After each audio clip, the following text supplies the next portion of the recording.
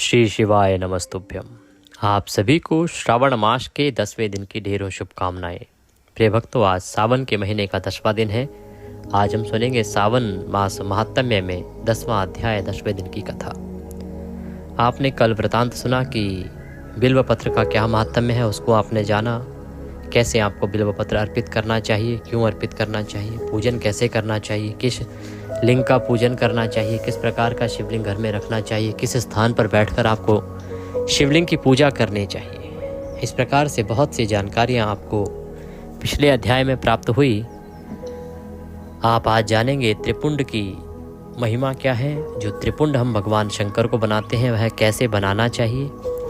इस त्रिपुंड में 3 रेखाएं होती हैं, तो प्रत्येक त्रिपुंड की जो 3 रेखाएं हैं उसमें से प्रत्येक रेखा के 9 देवता हैं, वो कौन कौन से हैं उनका परिचय आपको होगा। इस प्रकार से बहुत ही महत्वपूर्ण वृतांत है जो शिक्षा की दृष्टि से आ रहा है। ये अंतिम अध्याय होगा जो शिक्षा की दृष्टि से आपके सामने होगा। इसके बाद फिर कथा वृतांत आदि आरंभ हो जाएंगे, उनका आप श्रवण कीजिएगा। आज अंतिम ज्ञान अध्याय श्रवण मास महात्म्य में आप सुनेंगे। अध्याय आरंभ करें उससे पहले आपसे निवेदन है कि भगवान के महात्म्य का यह वीडियो है तो कृपया वीडियो को एक बार लाइक अवश्य कर दीजिएगा। भगवान शंकर की कृपा प्राप्त करने के लिए कमेंट बॉक्स में अवश्य लिखिएगा जय शिव शंकर या हर हर महादेव। श्रवण मास में यह मंत्र जितना लिखा जाएगा उतना प्राप्त करेंगे। आप देख रहे हैं देवभूमि ज्योतिष संस्थान का प्रतिष्ठित यूट्यूब चैनल देवभूमि धार्मिक। हम यहाँ पर सभी व्रत और त्योहारों की सही शास्त्रीय जानकारी प्रदान करते हैं। ज्योतिष शास्त्र और पंचांग के आधार पर आपको बताते हैं कि कौन सी तिथि कब है, कैसे व्रत करना चाहिए, क्या विधि है, क्या नियम है, कैसे आपको सब कार्य करने चाहिए। यदि आप सभी व्रत और त्योहारों की सही शास्त्रीय जानकारी प्राप्त करते रहना चाहते हैं तो कृपया चैनल को अभी सब्सक्राइब कीजिए और बेल आइकन को प्रेस कीजिए। जब आप घंटी का निशान दबाएंगे, जब आप सब्सक्राइब का बटन दबाएंगे तो वहाँ एक घंटी का निशान बना हुआ होगा, उसको अवश्य दबाइएगा। उसको दबाएंगे तभी आपको वीडियो प्राप्त होंगे, अन्यथा आपसे जानकारी छूट जाएगी। हमारे बहुत से दर्शक बाद में कहते हैं कि पंडित जी हमें ये वाला वीडियो में नहीं मिला, ये वाला वीडियो नहीं मिला। कारण यही होता है कि आप बेल आइकन को प्रेस नहीं करते हैं और जब तक उसको नहीं दबाते तब तक सारे वीडियो आपको प्राप्त नहीं होते हैं। तो कृपया अवश्य ही प्रेस कीजिए और सभी वीडियोस प्राप्त कीजिए। आइए प्रिय भक्तों, आज का अध्याय आरंभ करते हैं। गुरुदेव के चरणों की वंदना करते हैं, गुरुदेव को नमन करते हैं। गुरुर् ब्रह्म गुरुर्विष्णु गुरुर्देव महेश्वरः गुरुर् साक्षात् परब्रह्म तस्मै श्री गुरुवे नमः। बोलिए गुरुदेव महाराज की जय। माँ सरस्वती के चरणों की वंदना करते हैं, उनको नमन करते हैं। या देवी सर्वभूतेषु मां सरस्वती रूपेण संस्थिता नमस्तस्यै नमस्तस्यै नमस्तस्यै नमो नमः। बोलिए सरस्वती महारानी की जय। प्रथम पूज्य गणेश जी महाराज को प्रणाम करते हैं। बोलिए गणेश जी महाराज की जय। भगवान शंकर माता पार्वती के चरणों की वंदना करते हैं। बोलिए गौरी शंकर भगवान की जय। बोलिए श्रावण मास की जय। बोलिए श्रावण महात्म्य की जय। बोलिए सब संगत की जय। आप सभी दर्शकों को, आप सभी श्रोतागण को मेरा नमस्कार। आज हम सुनेंगे श्रावण मास महात्म्य के 10वें दिन पर श्रावण मास महात्म्य का 10वां अध्याय। 10वें अध्याय में वर्णन आएगा सर्वप्रथम कि त्रिपुंड के जो देवता हैं वो कौन है और त्रिपुंड का क्या महात्म्य है। इसके बाद आगे के वृतांत आएंगे। कल हमने जाना था बिल्व पत्र की महिमा के बारे में, भगवान शंकर की पूजा कैसे करनी चाहिए आदि के बारे में, और बिल्व पत्र कैसे चढ़ाना आदि चाहिए।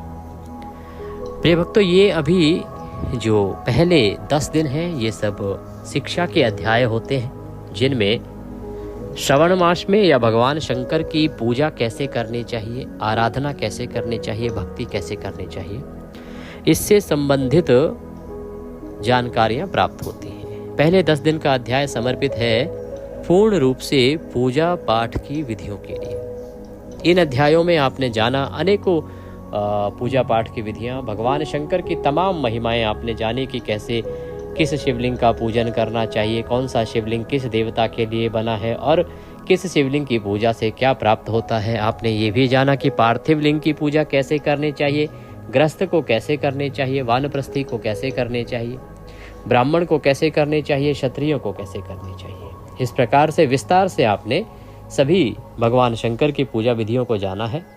और कल से अब कथा वृतांत महात्म्य में आरंभ होगा, जो अगले 20 दिन तक चलेगा, जिसमें भगवान शंकर के जो भी क्रियाकलाप आएंगे अगले 20 दिनों के अध्याय में, उनको आप सुनेंगे। भगवान कहते हैं त्रिपुंड के महात्म्य में कि जो त्रिपुंड है उसमें 3 रेखाएं होती हैं। भगवान शंकर को आपने देखा होगा ना, त्रिपुंड जो बनाते हैं। त्रिपुंड से अभिप्राय है भगवान शंकर का एक प्रकार का जो तिलक है, जिसमें 3 रेखाएं खिंची होती हैं और एक बीच में लाइन होती है, उसको हम त्रिपुंड कहते हैं। तो त्रिपुंड की जो 3 रेखाएं हैं, उन 3 रेखाओं में से प्रत्येक एक रेखा के 9 देवता कहे गए हैं, जो सभी अंगों में स्थित हैं। अब मैं उनका परिचय देता हूं, सावधान होकर सुनो। सूत जी कहते हैं कि मुनिवरो, प्रणव का प्रथम अक्षर अकार, गार्हपत्य अग्नि, पृथ्वी धर्म, रजोगुण ऋग्वेद क्रियाशक्ति, प्रातः सवन तथा महादेव।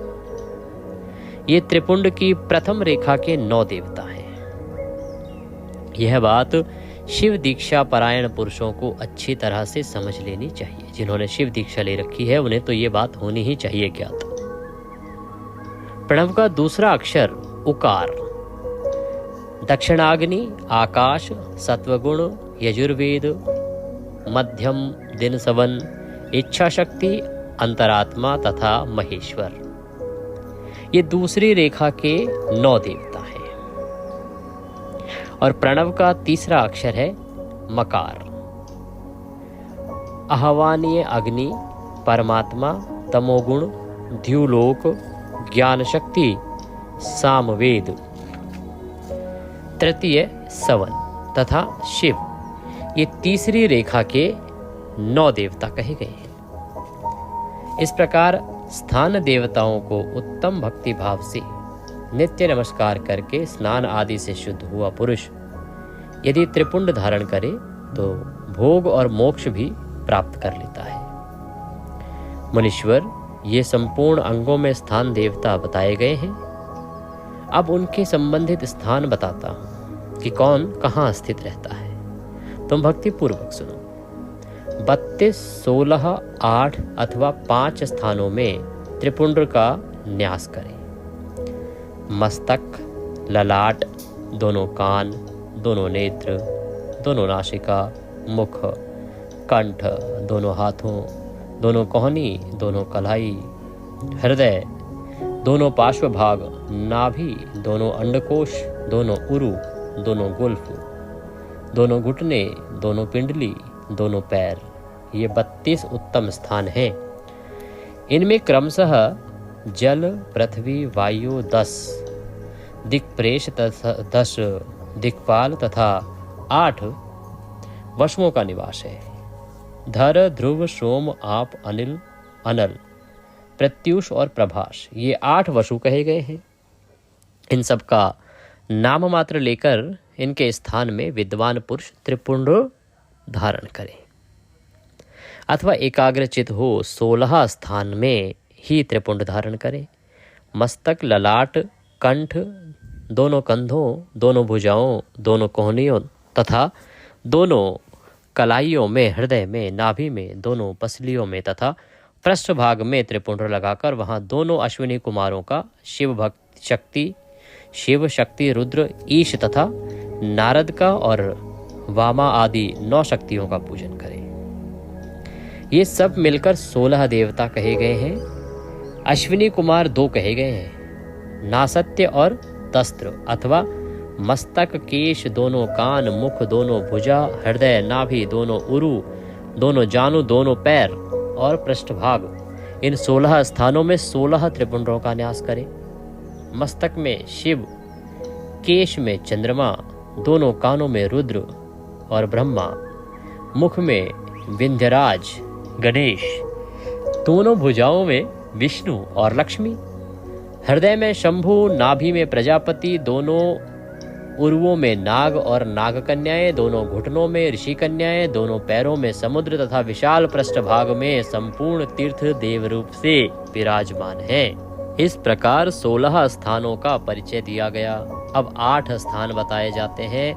गोह स्थान, ललाट, परम उत्तम, कर्ण युगल, दोनों कंधे, हृदय और नाभि, ये 8 स्थान हैं। इनमें ब्रह्मा तथा सप्तर्षि, ये 8 देवता बताए गए हैं। मुनीश्वरों, भस्म के स्थान को जानने वाले विद्वानों ने इस तरह 8 स्थानों का परिचय दिया है। अथवा मस्तक, दोनों भुजाएं, हृदय, नाभि और इन 5 स्थानों को भस्म देवता पुरुषों ने भस्म धारण करने के योग्य बताया है। यथा संभव देश काल आदि की अपेक्षा रखते हुए भस्म को अभिमंत्रित करना और जल में मिलाना आदि कार्य करें। यदि उद्दलन में भी असमर्थ हो तो त्रिपुंड आदि लगाएं। त्रिनेत्रधारी, तीनों गुणों के आधार तथा तीनों देवताओं के जनक भगवान शिव का स्मरण करते हुए नमः शिवाय कहकर ललाट में त्रिपुंड लगाएं। ईशाभ्याम नमः ऐसा कहकर दोनों पार्श्व भागों में त्रिपुंड धारण करें। बीजाभ्याम नमः यह बोलकर दोनों कलाइयों में भस्म लगावें। पितृभ्याम नमः कहकर नीचे के अंग में, उमेशाभ्याम नमः कहकर ऊपर के अंग में तथा भीमाय नमः कहकर पीठ में और सिर के पिछले भाग में त्रिपुंड लगाना चाहिए। इस प्रकार से ये मैंने आपको त्रिपुंड लगाने की संपूर्ण विधि कही है कि किस प्रकार से आपको त्रिपुंड धारण करना चाहिए। सूत जी कहते हैं कि महाप्रज्ञ महामते शिव रूप सौनक, अब मैं संक्षेप में रुद्राक्ष का महत्व बता रहा हूँ। सुनो, रुद्राक्ष शिव को बहुत ही प्रिय है। इसे परम पावन समझना चाहिए। रुद्राक्ष के दर्शन से, स्पर्श अर्थात छूने से तथा उस पर जप करने से समस्त पापों का हरण हो जाता है तथा हरण करने वाला उसे माना गया है। हे मुने, पूर्व काल में परमात्मा शिव ने समस्त लोगों का उपकार करने के लिए देवी पार्वती के सामने रुद्राक्ष की महिमा का वर्णन किया था। भगवान शिव बोले, महेश्वरी शिवे, मैं तुम्हारे प्रेमवश भक्तों के हित की कामना से रुद्राक्ष की महिमा का वर्णन करता हूँ, सुनो। महेशानी, पूर्व काल की बात है। मैं मन को संयम में रखकर हजारों दिव्य वर्षों तक घोर तपस्या में लगा रहा। एक दिन सहसा मेरा मन शुद्ध हो उठा। परमेश्वरी, मैं संपूर्ण लोगों का उपकार करने वाला स्वतंत्र परमेश्वर हूँ। अतः उस समय मैंने लीलावश ही अपने दोनों नेत्र खोले। खोलते ही मेरे मनोहर नेत्र पुटोरों से कुछ जल की बूंदें गिरी। आंसू की उन बूंदों से वहां रुद्राक्ष नामक वृक्ष पैदा हो गया। भक्तों पर अनुग्रह करने के लिए वे अश्रुबिंदु स्थावर भाव को प्राप्त हो गए। वे रुद्राक्ष मैंने विष्णु भक्त को तथा चारों वर्णों के लोगों को बांट दिए। भूतल पर अपने प्रिय रुद्राक्ष को मैंने गौड़ देश में उत्पन्न किया। मथुरा, अयोध्या, लंका, मलयाचल, सहागिरी, काशी तथा अन्य देशों में भी उनके अंकुर उगाए। वे उत्तम रुद्राक्ष असहम पाप समूहों का भेदन करने वाले तथा श्रुतियों के भी प्रेरक हैं। मेरी आज्ञा से वे ब्राह्मण, क्षत्रिय, वैश्य और शूद्र जाति के भेद से इस भूतल पर प्रकट हुए। रुद्राक्षों की ही जाति के शुभाक्षर भी हैं। उन ब्राह्मण आदि जाति वाले रुद्राक्षों के वर्ण श्वेत, रक्त, पीत तथा कृष्ण जानने चाहिए। मनुष्यों को चाहिए कि वे क्रमशः वर्ण के अनुसार अपनी जाति का ही रुद्राक्ष धारण करें। भोग और मोक्ष की इच्छा रखने वाले चारों वर्णों के लोगों और विशेषतः शिव भक्तों को शिव पार्वती की प्रसन्नता के लिए रुद्राक्ष के फलों को अवश्य धारण करना चाहिए। आंवले के फल के बराबर जो रुद्राक्ष हो वह श्रेष्ठ बताया गया है, और जो बेर के फल के बराबर हो उसे मध्यम श्रेणी का कहा गया है, और जो चने के बराबर हो उसकी गणना निम्न कोटि में की गई है। अब इसकी उत्तमता को परखने का यह एक दूसरी प्रक्रिया बताई गई है, उसे सुनो। इसे बताने का जो उद्देश्य है वो उद्देश्य है भक्तों की हित कामना। भगवान शंकर सभी भक्तों का हित करना चाहते हैं। तो भगवान कहते हैं कि हे पार्वती, तुम भली भांति प्रेम पूर्वक इस विषय को सुनो। महेश्वरी, जो रुद्राक्ष बेर के फल के बराबर होता है वह उतना छोटा होने पर भी लोक में उत्तम फल देने वाला तथा सौभाग्य की वृद्धि करने वाला होता है। यहाँ पे भगवान रुद्राक्ष के आकार के अनुसार उसके फल का वर्णन कर रहे हैं। जो रुद्राक्ष आंवले के फल के बराबर होता है वह समस्त अरिष्टों का विनाश करने वाला होता है, अर्थात जो भी दुख हैं वो दूर होंगे। तथा जो गुंजा फल के समान बहुत छोटा होता है वह संपूर्ण मनोरथों फलों की सिद्धि करने वाला है। रुद्राक्ष जैसे जैसे छोटा होता है वैसे ही वैसे अधिक फल देने वाला होता है। एक एक बड़े रुद्राक्ष से एक एक छोटे रुद्राक्ष को विद्वानों ने 10 गुना अधिक फल देने वाला बताया गया है कि जितना छोटा रुद्राक्ष होगा उतना ही वो उत्तम फल देने वाला शास्त्रों में कहा गया है। पापों का नाश करने के लिए रुद्राक्ष धारण अवश्य बताया गया है। वह निश्चय ही संपूर्ण अभीष्ट मनोरथों का साधक है, अतः अवश्य ही उसे धारण करना चाहिए। हे परमेश्वरी, लोक में मंगलमय रुद्राक्ष जैसा फल देने वाला देखा जाता है वैसी फलदायिनी दूसरी कोई माला नहीं दिखाई देती कि रुद्राक्ष जो फल दे सकता है उससे अधिक फल और कुछ देने वाला दिखता ही नहीं। भगवान शंकर कहते हैं कि देवी, समान आकार प्रकार वाले चिकने मजबूत स्थूल कटक युक्त उभरे हुए छोटे छोटे दानों वाले और सुंदर रुद्राक्ष अभिलषित पदार्थों के दाता तथा सदैव भोग और मोक्ष देने वाले हैं। जिसे कीड़ों ने दूषित कर दिया हो, जो टूटा फूटा हो, जिसमें उभरे हुए दाने ना हो, जो प्रणव युक्त हो तथा जो पूरा गोल ना हो, इन 5 प्रकार के रुद्राक्षों को त्याग देना चाहिए। ऐसा जो रुद्राक्ष है वो कभी धारण नहीं करना चाहिए। कौन सा पुनः एक बार आपको बता दूं, आपके जीवन में काम आएगा। भगवान शंकर कहते हैं कि ऐसा रुद्राक्ष जिसे कीड़े ने दूषित कर दिया हो, कीड़ों ने खा लिया हो, या जो टूटा फूटा हो गया हो, टूट गया हो, फूट गया हो, जिसमें उभरे हुए दाने ना हो। रुद्राक्ष में हमेशा उभरे हुए दाने होते हैं ना। अगर कोई सपाट चपटा मिले आपको जिसके दाने ना हो तो वह व्यर्थ है, समझो। जो प्रणय युक्त हो तथा जो पूरा गोल ना हो, और कई बार पूरे गोल भी नहीं होते हैं, चपटे आ जाते हैं कई बार। तो इस प्रकार जो 5 प्रकार के ये रुद्राक्ष कहे गए हैं ना, अगर ऐसा कोई रुद्राक्ष है इन 5 प्रकार में से तो उसे निश्चित रूप से त्याग देना चाहिए, वह धारण नहीं करना चाहिए। जिस रुद्राक्ष में अपने आप ही डोरा पिरोने के योग्य छिद्र हो गया हो वही यहाँ उत्तम माना गया है। जिसमें मनुष्य के प्रयत्न से छेद किया गया हो वह मध्यम श्रेणी का होता है। रुद्राक्ष धारण बड़े बड़े पातकों का नाश करने वाला है। तो देखिए, इसमें एक और चीज जो बताई गई कि एक रुद्राक्ष आता है जिसमें स्वतः ही धागा, उसमें इसका इतना बड़ा छेद होता है कि अपने आप धागा डाला जा सके। वो सर्वश्रेष्ठ क्वालिटी है, सर्वोत्तम। और एक क्वालिटी है जिसमें कि धागा बड़ी मुश्किल से डलता है, कई बार सुई से डालना पड़ता है, छेद को थोड़ा बड़ा करके डालना पड़ता है। तो अगर ऐसा कोई रुद्राक्ष है तो वह दूसरी कैटेगरी में आता है, अर्थात उससे कम उत्तम कहलाता है। मध्यम कैटेगरी इसको कहते हैं, उसकी गुणवत्ता मध्यम कही गई है। रुद्राक्ष धारण बड़े बड़े पातकों का नाश करने वाला है। इस जगत में 1100 रुद्राक्ष धारण करके मनुष्य जिस फल को पाता है उसका वर्णन सैकड़ों वर्षों में भी नहीं किया जा सकता। भक्तिमान पुरुष 550 रुद्राक्ष के दानों का सुंदर मुकुट बना ले और उसे सिर पर धारण करे।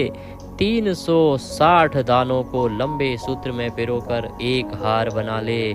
वैसे वैसे 3 हार बनाकर भक्ति परायण पुरुष उनका यज्ञोपवीत तैयार करे और उसे यथास्थान धारण किए रहे। इसके बाद किस अंग में कितने रुद्राक्ष धारण करने चाहिए यह बताकर सूत जी बोले, महर्षियों, सिर पर ईशान मंत्र से, कान में तत्पुरुष मंत्र से तथा गले में, हृदय में अघोर मंत्र से रुद्राक्ष धारण करना चाहिए। विद्वान पुरुष दोनों हाथों में अघोर बीज मंत्र से रुद्राक्ष धारण करें। उदर पर वामदेव मंत्र से 15 रुद्राक्षों द्वारा गुथी हुई माला धारण करें अथवा अंगों सहित प्रणव का 5 बार जप करके रुद्राक्ष की 3, 5 या 7 मालाएं धारण करें अथवा मूल मंत्र नमः शिवाय से ही समस्त रुद्राक्षों को धारण करें। रुद्राक्षधारी पुरुष अपने खान पान में मदिरा, मांस, लहसुन, प्याज, सहीजन, लिसोड़ा आदि को त्याग दे। गिरिजानंदनी उमे, श्वेत रुद्राक्ष केवल ब्राह्मणों को ही धारण करना चाहिए। गहरे लाल रंग का रुद्राक्ष क्षत्रियों के लिए हितकर बताया गया है, क्योंकि वैश्यों के लिए प्रतिदिन बारंबार पीले रुद्राक्ष को धारण करना आवश्यक है और शूद्रों को काले रंग का रुद्राक्ष धारण करना चाहिए। यह वेदोक्त मार्ग है। ये भगवान कहते हैं कि वेदोक्त मार्ग है। ये रुद्राक्ष आपकी वर्ण के अनुसार बताए गए हैं। ब्रह्मचारी, वानप्रस्थ, गृहस्थ और सन्यासी सबको नियम पूर्वक रुद्राक्ष धारण करना चाहिए। यही उनके लिए हितकर है और यही उनके लिए उचित है। इसे धारण करने का सौभाग्य बड़े पुण्य से प्राप्त होता है। उमे पहले आंवले के बराबर और फिर उससे भी छोटे रुद्राक्ष धारण करें जो रोगी हों, जिनमें दाने ना हो, जिन्हें कीड़ों ने खा लिया हो, जिसमें पिरोने योग्य छेद ना हो। ऐसे रुद्राक्ष मंगलाकांक्षी पुरुषों को नहीं धारण करने चाहिए। रुद्राक्ष मेरा मंगलमय लिंग विग्रह है। वह अंततो गत्वा चने के बराबर लघुतर होता है। सूक्ष्म रुद्राक्ष को ही सदा प्रशस्त माना गया है। सभी आश्रमों, समस्त वर्णों, स्त्रियों और शूद्रों को भी भगवान शिव की आज्ञा के अनुसार सदैव रुद्राक्ष धारण करना चाहिए। यतियों के लिए प्रणव के उच्चारण पूर्वक रुद्राक्ष धारण का विधान है। जिसके ललाट में त्रिपुंड लगा हो और सभी अंग रुद्राक्ष से विभूषित हों तथा जो मृत्युंजय मंत्र का जप कर रहा हो, उसका दर्शन करने से साक्षात रुद्र के दर्शन का फल प्राप्त होता है।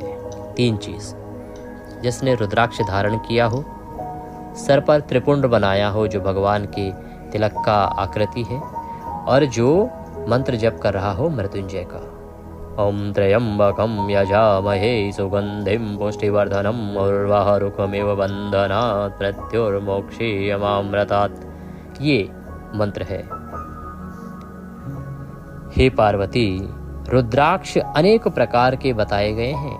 मैं उनके भेदों का वर्णन करता हूँ। वो भेद भोग और मोक्ष का रूप फल देने वाले हैं। भगवान यहाँ पर रुद्राक्ष के अलग अलग भेद बता रहे हैं और उन भेदों के अनुसार ही उनका फल कहा गया है। भगवान कहते हैं कि तुम उत्तम भक्ति भाव से उनका परिचय सुनो।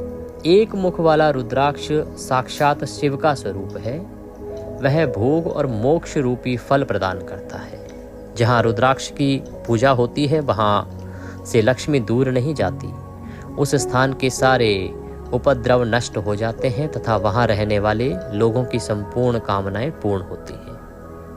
2 मुख वाला रुद्राक्ष देव देवेश्वर कहा गया है। वह संपूर्ण कामनाओं और फलों को देने वाला है।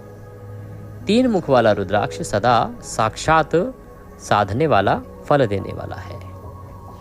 उसके प्रभाव से सारी विद्याएं प्रतिष्ठित होती हैं। 4 मुख वाला रुद्राक्ष साक्षात ब्रह्मा का रूप है। वह दर्शन और स्पर्श से शीघ्र ही धर्म, अर्थ, काम और मोक्ष इन चारों पुरुषार्थों को देने वाला है। 5 मुख वाला रुद्राक्ष साक्षात कालाग्नि रुद्र रूप है। वह सब कुछ करने में समर्थ है, सबको मुक्ति देने वाला तथा संपूर्ण मनोवांछित फल प्रदान करने वाला है। 5 मुख रुद्राक्ष समस्त पापों को दूर कर देता है। 6 मुख वाला रुद्राक्ष कार्तिकेय का स्वरूप है। यदि दाहिने बाह में उसे धारण कर लिया जाए तो धारण करने वाला मनुष्य ब्रह्म हत्या आदि पापों से मुक्त हो जाता है, इसमें संशय नहीं है। हे महेश्वरी, 7 मुख वाला रुद्राक्ष अनंग स्वरूप और अनंग नाम से प्रसिद्ध है। देवेशी, उसको धारण करने से दरिद्र भी ऐश्वर्यशाली हो जाता है। 8 मुख वाला रुद्राक्ष अष्टमूर्ति भैरव रूप है। उसको धारण करने से मनुष्य पूर्ण आयु होता है और मृत्यु के पश्चात शूलधारी शंकर हो जाता है। 9 मुख वाले रुद्राक्ष को भैरव तथा कपिल मुनि का प्रतीक माना गया है, अथवा 9 रूप धारण करने वाली महेश्वरी दुर्गा उसकी अधिष्ठात्री देवी मानी गई है।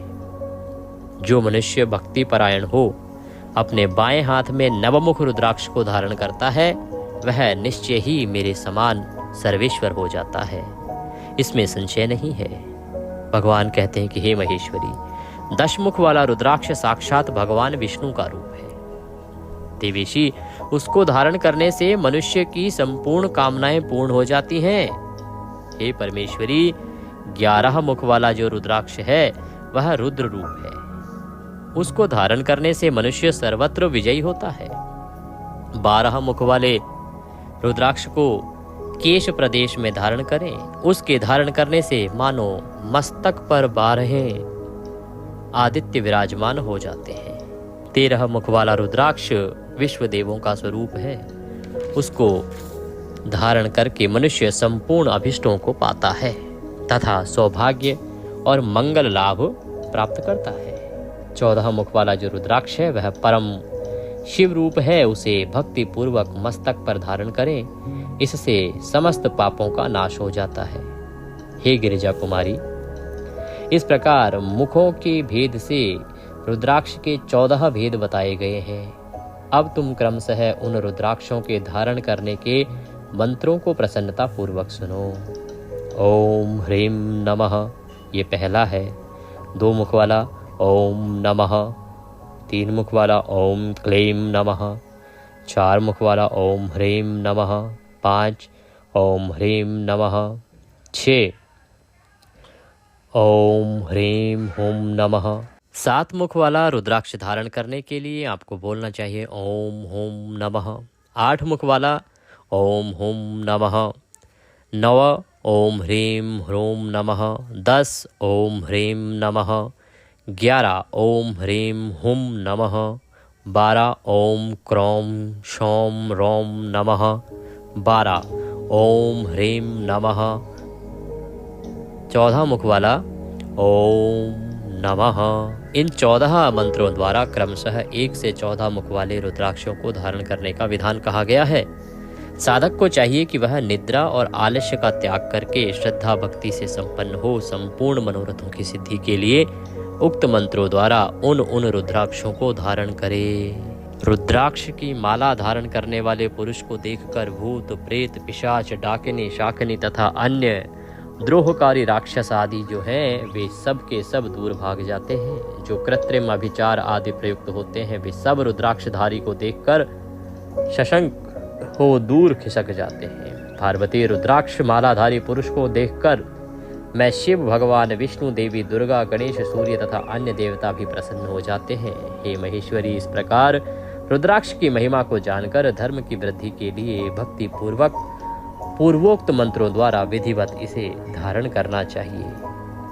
सूत जी कहते हैं कि मुनीश्वरों, भगवान शिव ने देवी पार्वती के सामने जो कुछ कहा था वह सब तुम्हारे प्रश्न के अनुसार मैंने कह सुनाया। मुनीश्वरों, मैंने तुम्हारे समक्ष इस महात्म्य के माध्यम से जो वर्णन किया है यह संपूर्ण सिद्धियों को देने वाला तथा भगवान शिव की आज्ञा से नित्य मोक्ष प्रदान करने वाला है। बोलिए शंकर भगवान की जय। प्रिय भक्तों, यह सब वर्णन अध्याय आप विश्वेश्वर संहिता से सुन रहे थे। आगे कल से हम नया अध्याय आरंभ करेंगे जिसमें भगवान शंकर के आगे के वृतांत आएंगे, उनका आप अवश्य ही लाभ लीजिएगा।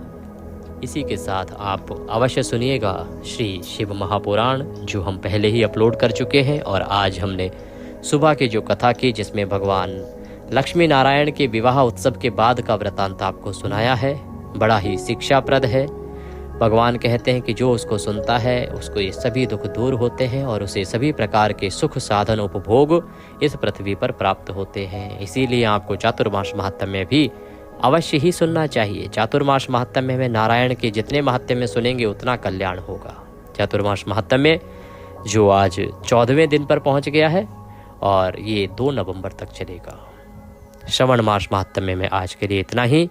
कल पुनः मिलेंगे। ध्यान दीजिएगा सोमवार को इस बार एकादशी भी है, तो हमारा वीडियो ध्यान से देख लीजिएगा कि सोमवार और एकादशी दोनों व्रत एक साथ कैसे करें, क्या विधि रहेगी, क्या नियम रहेंगे। भगवान शंकर सब पर कृपा करें। वीडियो को लाइक ना किया हो तो लाइक अवश्य कर दीजिएगा। कमेंट बॉक्स में लिखिएगा हर हर महादेव।